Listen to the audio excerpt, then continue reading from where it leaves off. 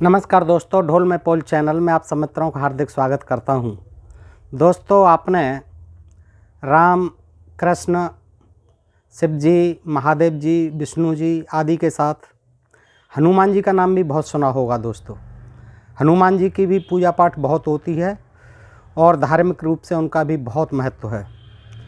घर घर में हनुमान चालीसा पढ़ा जाता है और मैंने भी अपने बचपन में बहुत दिनों तक प्रातःकाल नहा धो करके खूब हनुमान चालीसा का पाठ किया है। दोस्तों, आपने भी सुना होगा, दोस्तों पढ़ा होगा। तो आप जो है हनुमान जी के बारे में ज़्यादा कुछ नहीं जानते होंगे जितना हनुमान चालीसा के माध्यम से पढ़ लिया है या सुन लिया है, या रामचरितमानस के अध्ययन से या सुनकर आपने सुन लिया है। हनुमान जी के बारे में आप उतना ही जानते हैं।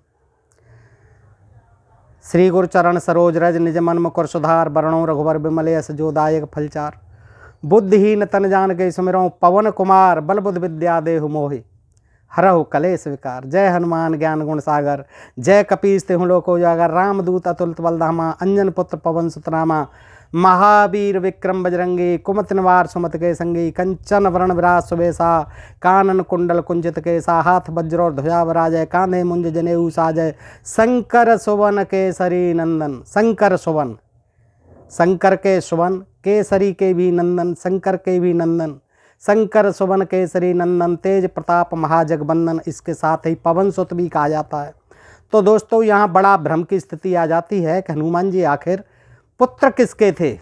ये हम लोगों में से बहुत कम लोग जानते होंगे और शायद ही 1% लोग भी नहीं जानते होंगे कि हनुमान जी किसके पुत्र थे। शंकर के पुत्र थे या पवन सुत थे, या उनके पिता जो कपिराज थे, वानर राज थे, अंजनी, वो केसरी जी अंजनी माता थी, तो उनके बारे में आप नहीं जानते होंगे। दोस्तों, तो आइए आज हम जानने का प्रयास करते हैं कि आखिर ऐसे बलशाली और राम भक्त जिन्हें बताया गया है हनुमान जी, जो लंका को जलाए समुद्र को लांघ जाते थे, उनका पिता कौन था और वो कैसे पैदा हुए थे। दोस्तों, वाल्मीकि रामायण में, ये वाल्मीकि रामायण प्रथम भाग बालकांड से किष्किंधा कांड तक, गीता प्रेस गोरखपुर की है। दोस्तों, इसमें जो है किष्किंधा कांड है और 66वां सर्ग है। दोस्तों, इसमें पृष्ठ जो है 801 है।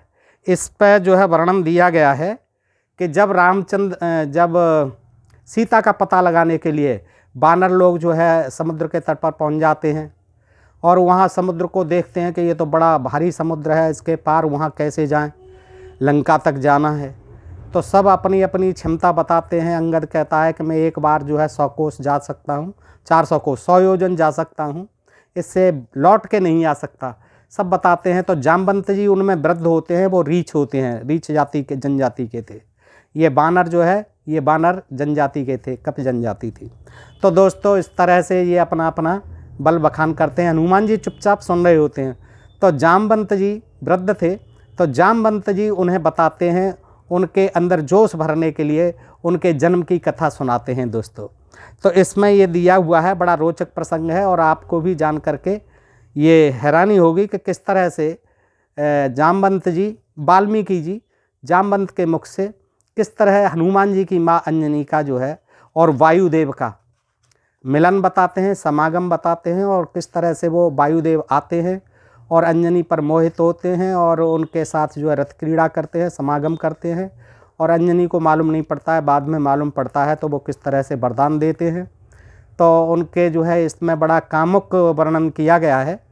तो आप देखिए, इसको मैं आपके समक्ष रखता हूं दोस्तों, और आपसे अनुरोध करता हूं कि वीडियो को पूरा देखें और ढोल में पोल चैनल को सब्सक्राइब करते रहें ऐसे ही प्रसंग सुनते रहने के लिए। कि देखिए, इन हमारे धार्मिक ग्रंथों में हमारे महान ऋषियों ने, लेखकों ने, पौराणिकों ने, विद्वानों ने किस तरह की अवैज्ञानिक और काल्पनिक मनगढ़ंत कहानियाँ तमाम लिख डाली हैं और इन देवी देवताओं का इस तरह से यश वर्णन कर दिया है कि इनको जो सुनी सुनाई बातें हैं उन पर लोग विश्वास करके इनको पूजा पाठ करने में लगे रहते हैं। दोस्तों, तो आइए देखिएगा।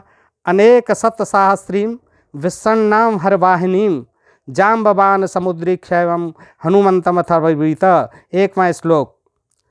लाखों वानरों की सेना को, लाखों वानर थे उस समय वहाँ जा रहे हैं, लंका में पता लगाने के लिए। लाखों वानरों की सेना को इस तरह विषाद में पड़ी देख जामवान ने हनुमान जी से कहा, क्या कहा? वीर वानर लोकस्य सर्वशास्त्र विदाम्बरः तूष्णी में कांतमाश्रितम हनुमान क्यम न जलपसी। नंबर 2 श्लोक। वानर जगत के वीर तथा संपूर्ण शास्त्रवेत्ताओं में श्रेष्ठ हनुमान, तुम एकांत में आकर चुपचाप क्यों बैठे हो? कुछ बोलते क्यों नहीं? हनुमान, तुम तो वानरराज सुग्रीव के समान पराक्रमी हो तथा तेज और बल में श्री राम और लक्ष्मण के तुल्य हो। कश्यप जी के महाबली पुत्र और समस्त पक्षियों में श्रेष्ठ जो विनतानंदन गरुण हैं, उन्हीं के समान तुम भी विख्यात शक्तिशाली एवं तीव्रगामी हो। बहुसो हे मया दृष्टः सागरे स महाबलः भुजंगानुरद्धन पक्षी महाबलः। 5वां श्लोक। महाबली महाबाव पक्षराज गरुड़ को मैंने समुद्र में कई बार देखा है। जो बड़े बड़े सर्पों को वहाँ से निकाल लाते हैं, वो उनका जोश भर रहे हैं, उनको हिम्मत बना रहे हैं। बलम बुद्धिश्च तेजस् सत्वं च हरिपुंगवः विशिष्टम सर्वभूतेषु किमात्मन न सज्जसे। 7वां श्लोक। बानर शिरोमणे हनुमान, तुम्हारा बल बुद्धि तेज और धैर्य भी समस्त प्राणियों में सबसे बढ़कर है। फिर तुम अपने आप को ही समुद्र लांघने के लिए क्यों नहीं तैयार करते? वीरवर, तुम्हारे प्रारुद्भाव की कथा यानी प्राकट्य की कथा, तुम्हारे जन्म की कथा इस प्रकार है। अब वानरराज वो जामवंत जी हनुमान जी को उनके प्राकट्य की, उनके जन्म की कथा सुनाते हैं। दोस्तों, पुंजिक स्थला नाम से विख्यात जो अप्सरा है, अप्सरा थी, पुंजिका स्थला नाम से कोई विख्यात अप्सरा थी, वह समस्त अप्सराओं में अग्रगण्य थी। तात एक समय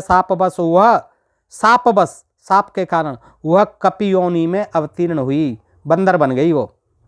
उस समय वह वानरराज महामनुष्य कुंजर की पुत्री थी, वानरराज की इच्छानुसार रूप धारण करने वाली थी।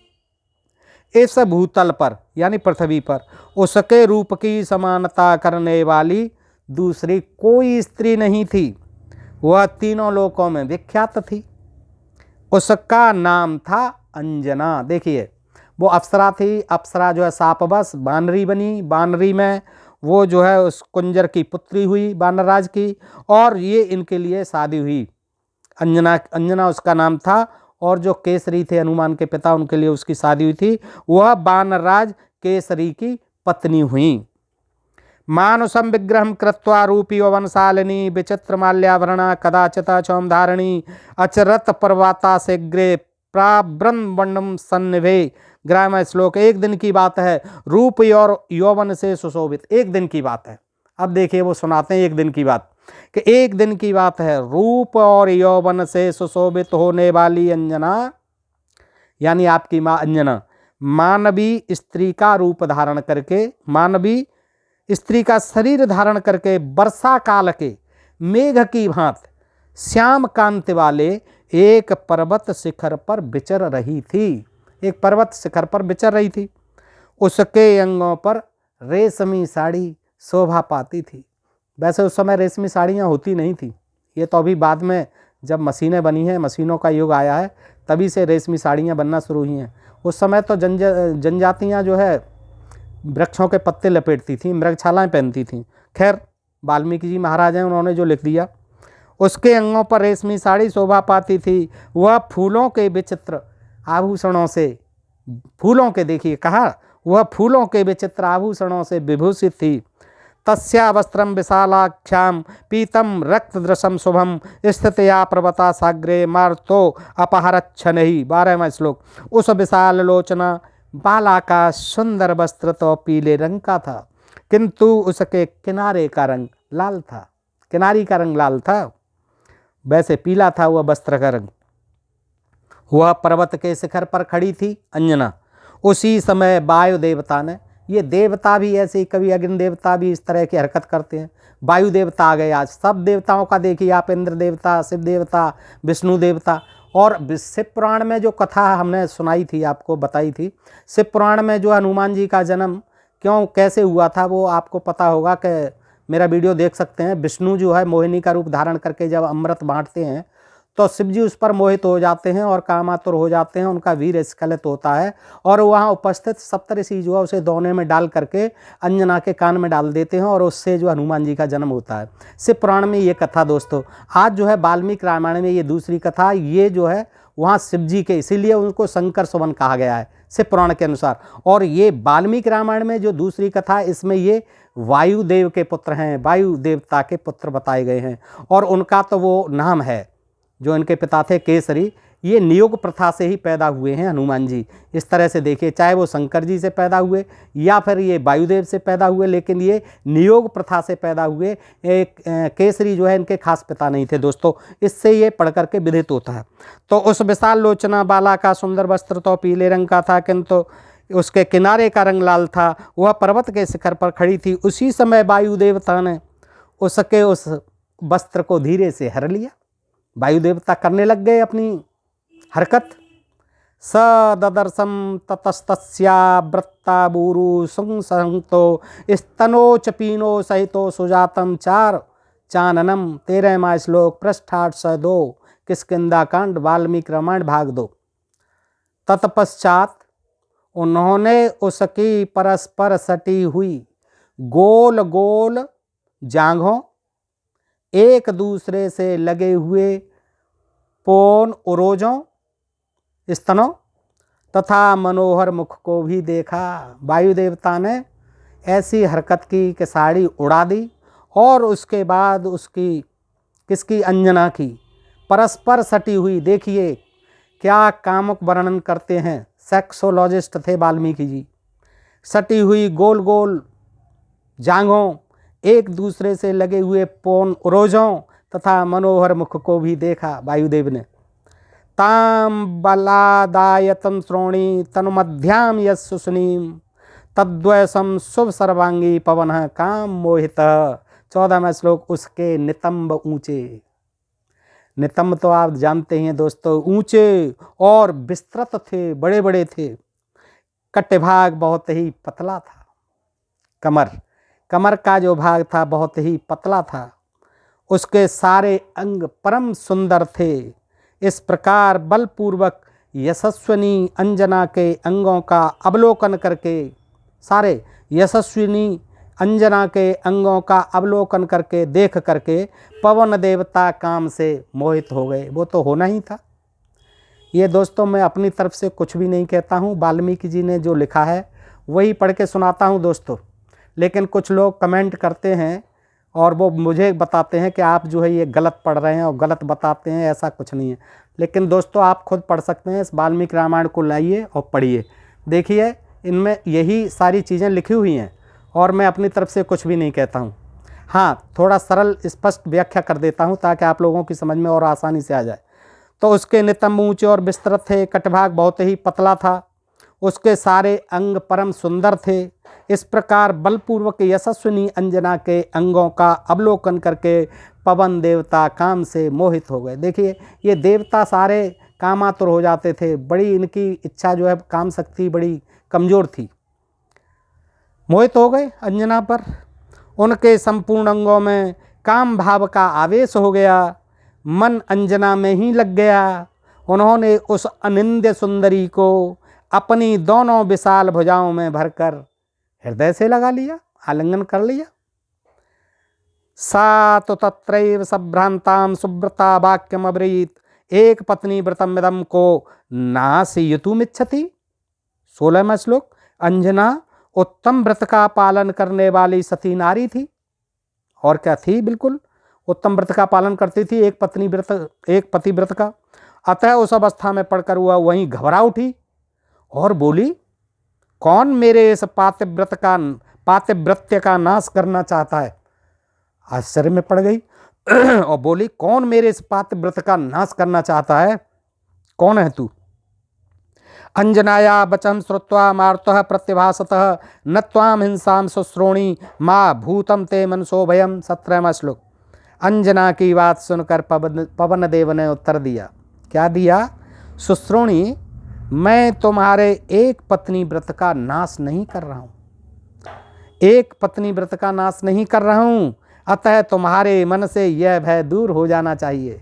मैं बिल्कुल नहीं कर रहा हूँ, पत्नी व्रत का नाश नहीं कर रहा हूँ, मैं जो कर रहा हूँ बहुत सही कर रहा हूँ। देखिए, मनस्सास में गतो यतः त्वाम परिसज्य यशस्वनी वीर्यवान बुद्धि संपन्न त्वस्त्वा पुत्रो भविष्यति। 18वां श्लोक। यशस्वनी, मैंने अव्यक्त रूप से तुम्हारा आलिंगन करके मानसिक संकल्प के द्वारा तुम्हारे साथ समागम किया है।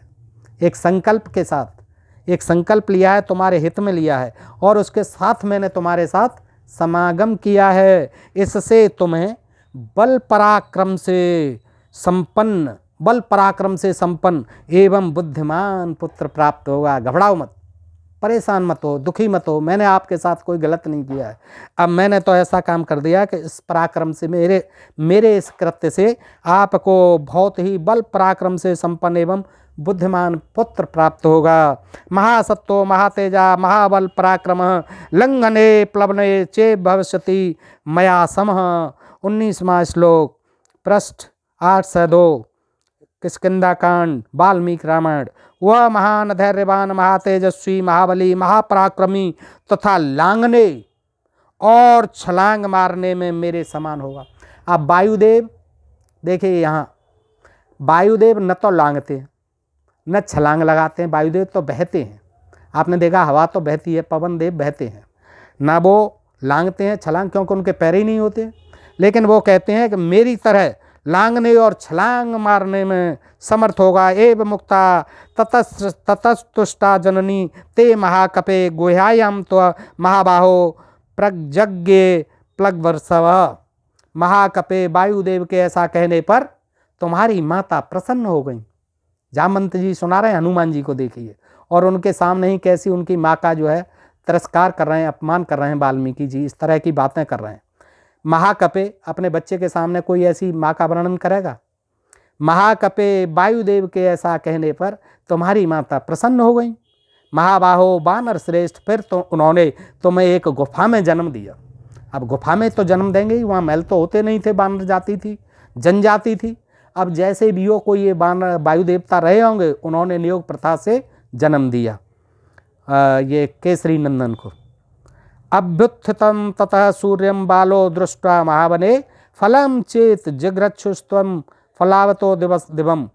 21वां श्लोक, बाल्यावस्था में। अब जो आगे की ओर सुना रहे हैं, ये तो आपका जन्म बता दिया, अब आगे की बता रहे हैं कि आप सूर्य को किस तरह, ये भी दोस्त बड़ा विचित्र है, सुन लीजिए कि बाल्यावस्था में एक विशाल वन के भीतर एक दिन उदित हुए सूर्य को देखकर तुमने समझा कि यह भी कोई फल है, अतः उसे लेने के लिए तुम सहसा आकाश में उछल पड़े, माँ की गोद में से उछल पड़े कि ये तो कोई फल है। सूर्य को देखा वो उदते होते हुए, तो महाकपे 300 योजन ऊंचे जाने के बाद सूर्य के तेज से आक्रांत होने पर भी तुम्हारे मन में खेद या चिंता नहीं हुई। 300 योजन उछल गए।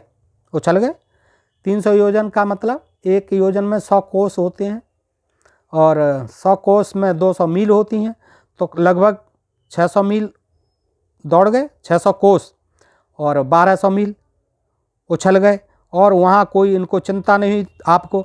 कप प्रवर अंतरिक्ष में जाकर जब तुरंत ही तुम सूर्य के पास पहुँच गए, तब इंद्र ने कुपित होकर तुम्हारे ऊपर तेज से प्रकाशित वज्र का प्रहार किया। अब इसमें मुंह में नहीं दिया है, कुछ भी नहीं कहा है। देखिए वाल्मीकि रामायण में, उछल गए, वहाँ पर पहुँच गए सूर्य के पास, तुम्हारे ऊपर तुम सूर्य के पास पहुँच गए, तब इंद्र ने कुपित होकर तुम्हारे ऊपर तेज से प्रकाशित वज्र का प्रहार किया। वहाँ इंद्र भी होगा, सूर्य के पास ही कहीं इंद्रलोक होगा। वो देख रहा था, उसने कहा ये क्यों यहाँ आ गया, वायु का पुत्र जो है। तो इंद्र ने वज्र का प्रहार किया तुम्हारे ऊपर। तो उस समय उदगिर के शिखर पर तुम्हारे हनु ठोड़ी का बायां भाग वज्र की चोट से खंडित हो गया, यानी टूट गया। अब ठोड़ी में कोई बायां और दायां भाग तो होता नहीं है, ठोड़ी तो एक ही होती है। फिर भी यहाँ लिखा गया है कि कहते हैं ठोड़ी को हनुमान, हनुमाने ठोड़ी और मान, जिसकी ठोड़ी टेढ़ी हो गई तो तभी बताते हैं उनका मुंह थोड़ा टेढ़ा है। तो हनु ठोड़ी का बायां भाग वज्र की चोट से खंडित हो गया, यानी टूट गया। वज्र मारा इंद्र ने, तो बाईं तरफ से कोई हिस्सा टूट गया ठोड़ी का, तभी से तुम्हारा नाम हनुमान पड़ गया। तुम पर प्रहार किया गया है, यह देखकर गंधवाहक वायु देवता को बड़ा क्रोध हुआ। अब वायु देवता को तो क्रोध होना स्वाभाविक था कि उनके पुत्र को जो है इंद्र ने वज्र से तोड़ दी उनकी ठुड्डी की हड्डी। उन प्रभंजन देव ने तीनों लोकों में प्रवाहित होना छोड़ दिया, तीनों लोकों में बहना बंद कर दिया पवन देव ने। इससे संपूर्ण देवता घबरा गए, क्योंकि वायु के अवरुद्ध हो जाने से तीनों लोकों में खलबली मच गई। उस समय समस्त लोकपाल कुपित हुए वायुदेव को मनाने लगे। सत्य पराक्रमी तात, हे हनुमान, पवन देव के प्रसन्न होने पर ब्रह्मा जी ने तुम्हारे लिए यह वर दिया कि तुम सम्रांगण में किसी भी अस्त्र शस्त्र के द्वारा मारे नहीं जा सकोगे। प्रभो वज्र के प्रहार से भी तुम्हें पीड़ित न देख कर सहस्र नेत्रधारी इंद्र के 1000 आंखें थीं। दोस्तों ये जो है ये भी आपने शायद कम सुना होगा, या सुना होगा तो जाना नहीं होगा। सहस्र नेत्र थे, उनके 1000 भग हो गए थे, जो गौतम ऋषि ने शाप दिया था। 1000 भग हो गए थे, फिर बाद में उन्होंने तपस्या की तो ब्रह्मा के कहने से फिर भग जो है 1000 नेत्रों में बदल गए थे, इसलिए उनको सहस्त्र नेत्रधारी कहते हैं। सहस्त्र नेत्रधारी इंद्र के मन में बड़ी प्रसन्नता हुई और उन्होंने तुम्हारे लिए यह उत्तम वर दिया। ब्रह्मा ने भी दिया और इंद्र ने भी। पहले तो हनुमान की ठुड्डी तोड़ दी, फिर उन्होंने वर दिया कि मृत्यु तुम्हारी इच्छा के अधीन होगी। अब इंद्र ने यह वर दे दिया कि तुम्हारी इच्छा मृत्यु होगी, तुम जब चाहोगे जब मरोगे, अन्यथा तुम अमर भी रह सकते हो। तुम जब चाहोगे तभी मर सकोगे, अन्यथा नहीं। सत्वम केसरिण पुत्र क्षेत्र जो भीम विक्रम मारुतस्य रस पुत्रस्तेजसा चापी तस्मा। इस प्रकार तुम केसरी के क्षेत्रज पुत्र हो। जामवान कहते हैं, देखिए इस प्रकार तुम केसरी के क्षेत्रज पुत्र हो। क्षेत्रज पुत्र कहते हैं नियोग प्रथा से जो पुत्र उत्पन्न होते थे, खेती दूसरे की हो, बीज किसी खेती अपनी हो, बीज दूसरे का हो, उससे जो पैदा होती है फसल, उसको क्षेत्रज कहते हैं। तो क्षेत्रज पुत्र हुए। तो इस प्रकार तुम केसरी के क्षेत्रज पुत्र हो, खास पुत्र नहीं हो। तुम्हारा खास पुत्र तो आप पवन के हैं, पवन देव, इसीलिए पवन सुत कहा जाता है। तुम्हारा पराक्रम शत्रुओं के लिए भयंकर है। तुम वायुदेव के औरस पुत्र हो, वायुदेव के खास पुत्र हो। औरस जो बिल्कुल खास पुत्र हो, औरस पुत्र हो, इसलिए तेज की दृष्टि से भी उन्हीं के समान हो, वायुदेव के समान। त्वं हि वायुसुतो वत्स प्लवने चाप तत्स्मः वय मध्य गत प्राण भवान सास्म सांप्रतम दाक्ष विक्रम संपन्न कपराज इव्वापर। 31वां श्लोक। वत्स, तुम पवन के पुत्र हो। देखिए केसरी नंदन नहीं है, न शंकर सुवन है, तुम पवन के पुत्र हो। जामवंत जी बता रहे हैं हकीकत। अतः छलांग मारने में भी, छलांग मारने में, उड़ने में नहीं, छलांग मारने में भी उन्हीं के तुल्य हो। लेकिन चित्रों में दिखाया जाता है, रामायण में भी आपने देखा होगा, संपूर्ण रामायण में देखा होगा, चित्रों में देखा होगा, वो पर्वत को लेकर के उड़ रहे हैं, उड़ते हुए न के छलांग मारते हुए। और समुद्र को छलांग मार के लांघना ये असंभव बात है एक मनुष्य के लिए, चाहे वो कितना ही बड़ा हो, कितना ही बड़ा देवता हो। उड़ के जा सकता है अगर उसमें कोई ऐसी शक्ति हो, लेकिन लांग करके तो इतने 100 योजन जो बताया गया है समुद्र लंका पार, तो उसको लांघना बड़ा मुश्किल था, लेकिन वो छलांग लगा के जाते थे। हनुमान जी ये बता रहे हैं कि तुम पवन के पुत्र हो, अतः छलांग मारने में भी उन्हीं के तुल्य हो। हमारी प्राण शक्ति तो अब चली गई। इस समय तुम ही हम लोगों में दूसरे वानर राज की भांति चातुर्य एवं पौरुष से संपन्न हो। भगवान वामन ने त्रिलोकी को नापने के लिए जब पैर बढ़ाया था, उस समय मैंने पर्वत, वन और काननों सहित समूची पृथ्वी की 21 बार प्रदक्षिणा की थी। मैंने 21 बार प्रदक्षिणा की थी इस पृथ्वी की। जामवंत अपनी पुरानी बातें सुना रहे हैं, लेकिन अब मैं बूढ़ा हो गया हूँ। हनुमान जी अब मेरे बस की बात नहीं, अब तो आपको मैंने कथा सुना दी, आप तो बड़े महाबली हैं, आप अपने पौरुष को जगाइए। और उनका पौरुष जग जाता है और हनुमान जी जो है छलांग लगाते हैं और लंका में पहुंच जाते हैं। दोस्तों इस प्रकार से ये हनुमान जी के जीवन की कथा वाल्मीकि रामायण से आपने सुनी, मैंने प्रस्तुत की। सुनने के लिए बहुत बहुत धन्यवाद। और ऐसे ही धार्मिक ग्रंथों के धार्मिक प्रवचनों को सुनते रहने के लिए, प्रसंगों को सुनते रहने के लिए आप अपने प्रिय चैनल ढोल में पोल को सब्सक्राइब करते रहें। दोस्तों नमस्कार, जय हिंद, जय भारत, आभार।